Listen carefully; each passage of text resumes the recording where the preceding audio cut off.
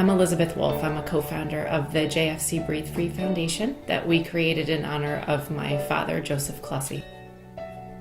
He was a plumber for over 40 years. He was able to support our family. I have 7 siblings and my mom with just working every day, day in and day out as a plumber.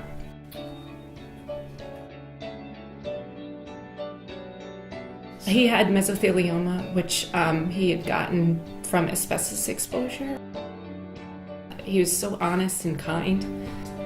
That's what sparked the creation of the foundation, is to try to help as many people as we can, both with mesothelioma and their families, but then also to form this scholarship to be able to afford another student the potential opportunity to have doors open, similar to what happened with my father when he took the class to become a plumber.